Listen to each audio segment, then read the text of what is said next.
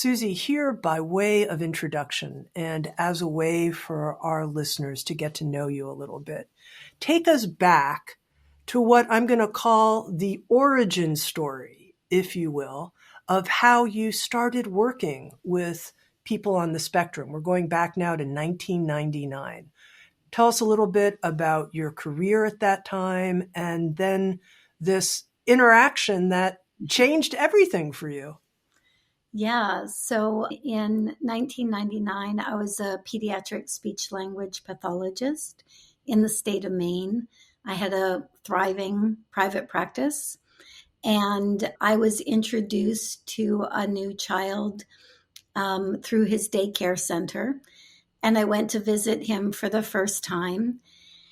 And as I went to visit him, he's marching around in his daycare center saying, "It's the millennium, it's 1999.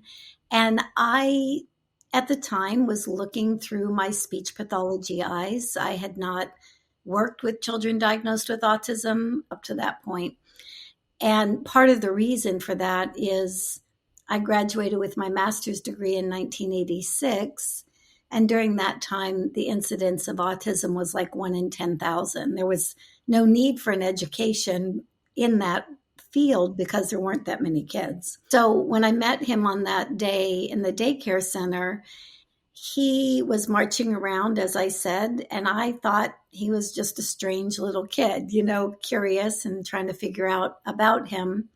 He walked right up to me at the daycare center, made direct eye contact, which I now know is not common. And he just said a single word. He said, "Master." And when he said "master," I had some movement of energy from head to toe, cascade right down through my body. And I remember immediately thinking, who's the master here? What's going on? So I sat down against the door and I was just letting him get to know me. He's still walking around. It's the millennium. It's 1999. And all of a sudden I saw basically this body of light that was floating above his physical body. So it would be like a little cutout, bright white light, same size, same shape as his physical body, little 4-year-old body, but just floating above him. And I kept rubbing my eyes, trying to get that to go away. And once I couldn't get it to go away, I did what I think most people would do, which is asking in my head, what the heck am I seeing? And when I asked that question, I heard this little boy's voice, just clear as day. And he said, "That's my light body. You're here to put my light body back together with my physical body." And I had no idea what he meant. And I did not know why he thought I could do that. But I also knew in that moment that my life had completely changed. And so he basically took me through a year-long process where he would come to me telepathically in dreams. Sometimes I'd wake up in the middle of the night and I would see him sitting on the end of my bed. And he would just tell me, "This is what you're going to do next." And I would just follow his lead and do what he told me to do next. And at the end of that year, was actually on my birthday, I did a distance energy session on his behalf. And the next day I went to physically see him, and he was coherently, verbally communicating. He had verbal communication beforehand, but it was repetitive, like it's the millennium, it's 1999, nothing functional.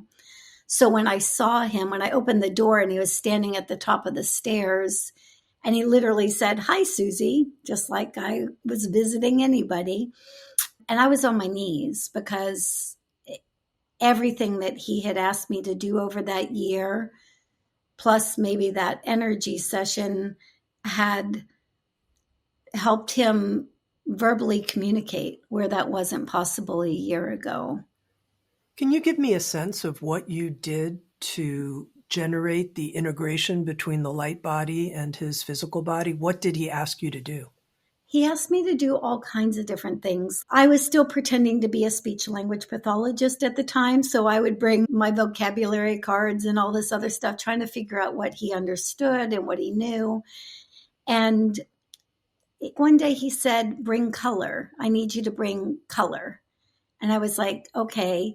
My children were at a Waldorf school at that time, so I had these big silks that were different colors. So I just stuck them in my bag and I brought them with me. What I found out is that if I was flipping vocabulary cards and showing Riley different cards and asking him to point to different animals or whatever, he couldn't do it very consistently. But then I would hear him telepathically say, put that red scarf over us. So I would put it over both of us like we were in a tent. And he'd say, now turn the cards. So I would turn the cards and he would name every single one of them or point to the one that I was asking him for. So then I would go back and say, okay, why can you do it? And he said, well, because color is a consciousness and I can use that consciousness to categorize or to deepen my relationship with those cards. Red's also a very grounding color. So you're helping me be more present in my body while we're utilizing that color. At one point, he asked me to bring tuning forks. And I didn't have any tuning forks. So I went out and bought the grouping of them. I had no idea what to do with them or how to use them. And he would say, one's for my soul, or one's for the light body part of me, one's for my physical body.